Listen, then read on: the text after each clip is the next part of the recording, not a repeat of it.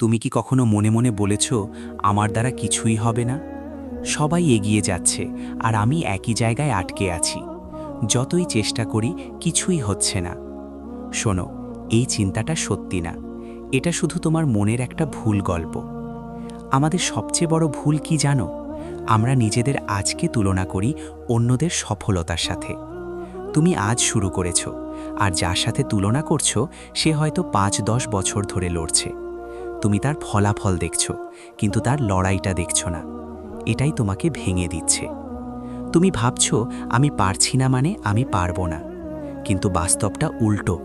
যারা সফল হয়েছে তারা সবাই একসময় পারেনি, বারবার ফেল করেছে, বারবার হেরেছে, কিন্তু একটা জিনিস করেনি, থামেনি।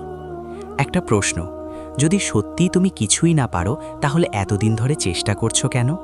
কারণ তোমার ভিতরে একটা জিনিস এখনো বেঁচে আছে, হার না মানার জেদ। শোনো, ট্যালেন্ট বলে কিছু নেই শুরুতে। মানুষ ট্যালেন্টেড হয় কাজ করতে করতে। তুমি প্রতিদিন কাজ করলে তুমি শিখবে, শিখলে তুমি ভালো হবে, ভালো হলে তুমি জিতবে।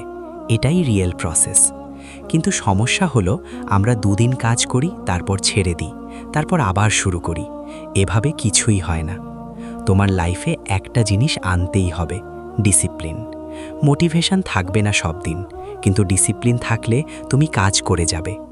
আর একটা জিনিস মনে রাখো, যত বেশি তুমি ফাঁকা থাকবে তত বেশি নেগেটিভ চিন্তা আসবে। তাই নিজেকে ব্যস্ত রাখো, কাজে, শেখায়, নিজের উন্নতিতে। আজ থেকেই একটা ছোট রুল বানাও। আগামীকাল তুমি কি করবে আজ রাতেই ঠিক করো, আর যাই হোক ওটা শেষ করো, ছোট হলেও শেষ করো। কারণ প্রতিদিনের ছোট জয় তোমার ভিতরের কনফিডেন্স বানায়।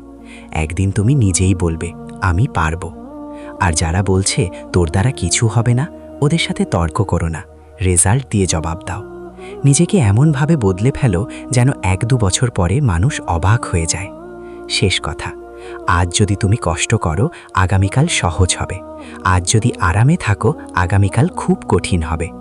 তুমি দুর্বল না, তুমি শুধু এখনও নিজের পুরো ক্ষমতাটা ব্যবহার করনি। আজ থেকেই শুরু করো, চুপচাপ কিন্তু নিয়মিত।